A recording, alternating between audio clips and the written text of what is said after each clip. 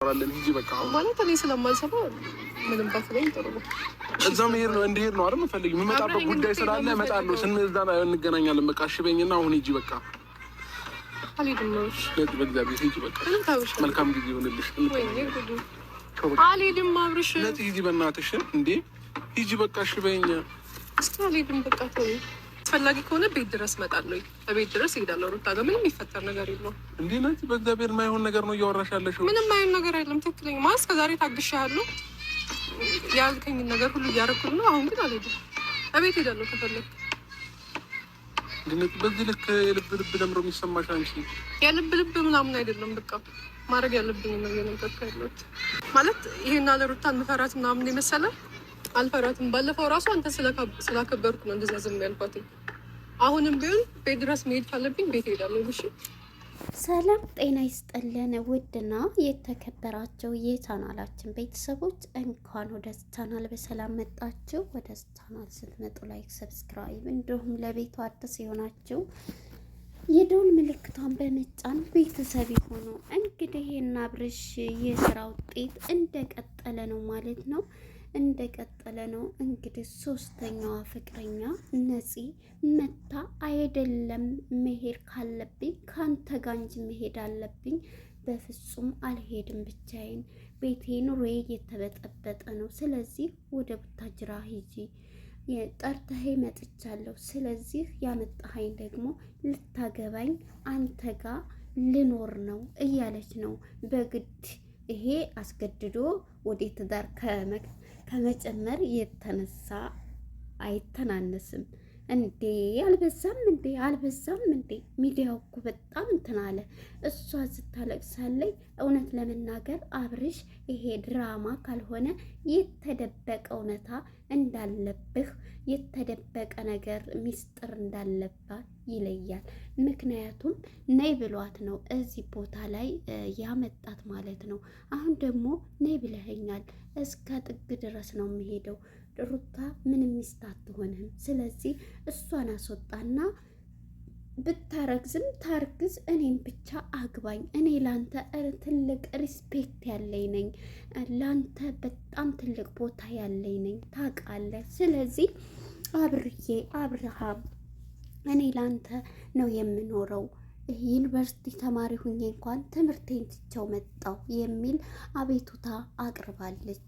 እንግዲህ ሩታ ደግሞ ሁለተኛ በቀደም ዕለት አግኝታ ጥፊ ልሰጣት እንዳለ ሁለተኛ ኑሯችንን ቤታችንን አትበጥብጪ፣ እስከ ዛሬ የት ነበርሽ? እኔ ለስራ ነው አብርሽ አለኝ። ስለዚህ አሁን እስካለሽበት ድረስ የስራ ጓደኛው እንጂ ምኑም ፍቅረኛውም ሆነ ሚስቱ እንዳልሆንሽ ነው የሚሰማኝ። አሁን የመጣሁትም ራሱ አርግዛለ የሚባለውን ወሬ ሰምቼ እንጂ ጭራሽ አላምንም እያለ ጭንቅላቷ ራሱ እንዴት ነው የምር። እኔ ለድራማ እንኳን ቢሆን በጣም የሚደብር ነው እውነት ለመናገር ማለት ነው። የሚያደርጉት ነገር በጣም ከኢትዮጵያዊነት የወጣ ነው። ያው ዶላር እንግዲህ ሲቆጠር ባይዘው ዱባይ ላይ ብዙ ነገር ወጪ ወጥቶባቸዋል። ያ ነገር ለመተካት ከሆነ አይኖ በሌላ ስራ ብትመጡም እኮ እንትን ትላላችሁ። ግን እውነት ከሆነ ሩታ እዚህ ጋር እየተጎዳች ነው ያለችው። የእሱ ጽንስ በሆዷ ውስጥ ተቀምጧል። ይች ልጅ ደግሞ የምትናገረው ነገር በጣም ከባድ ነው። እውነት ለድራማ ተሆነ ፐርፌክት ሆናችሁ ነይ ተዋጣላችሁ። እኛ ተመልካቾች ግን የትኛው እንደሆነ ውሸት ነው እውነት ነው ከሚለው ጋራ እየተቀላቀል ምንድን ነው እያል ጥርጣሬ ውስጥ ገብተናል። እውነቱን ተናገሩ። ሩታም ደግሞ ወደ ቤተሰቦቿ አደርሳታለሁ እያለ አቤል ከጎኗ አለ ማለት ነው። እውነት ለመናገር አብርሽ ይሄ መስራት ጀብድ አይደለም ብለሃለች ሩታም። እውነት ከሆነ ድራማ ካልሆነ ደግሞ እኔ ድራማ ነው ብዬ ወሰድኩት።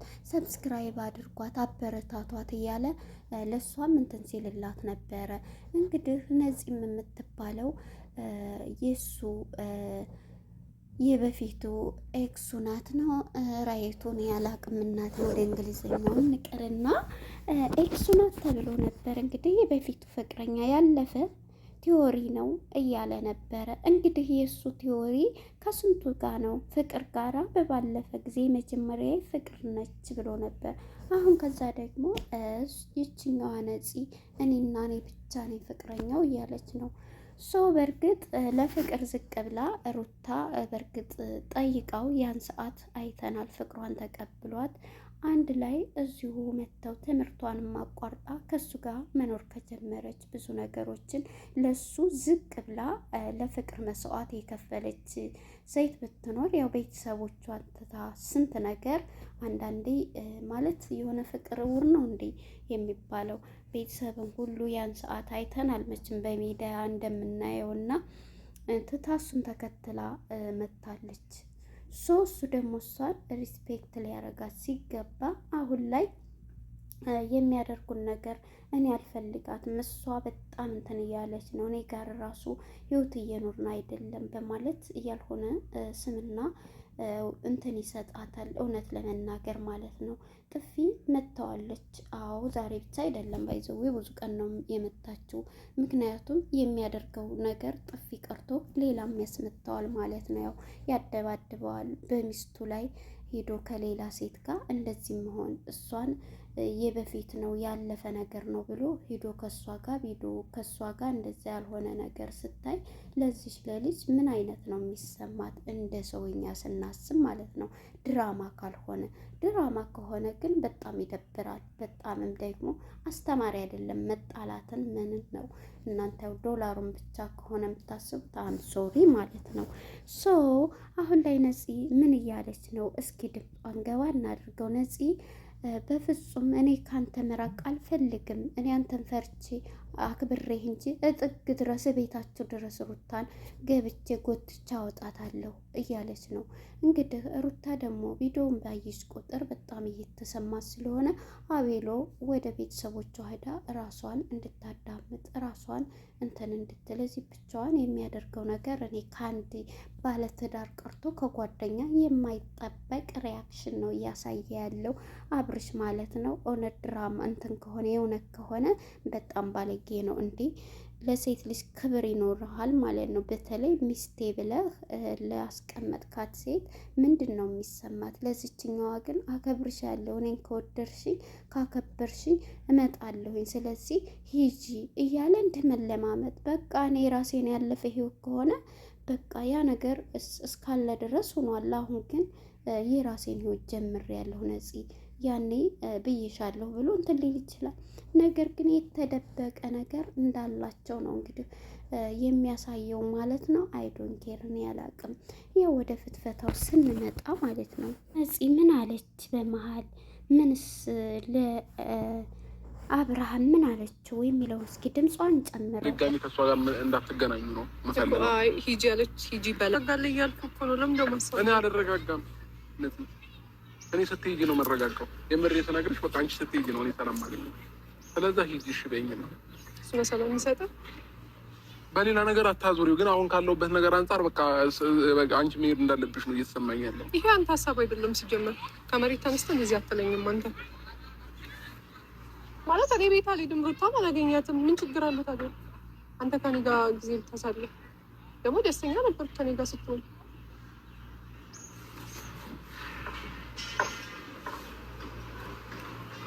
በእናትሽ እኔ መቼም አልሄድም። እሺ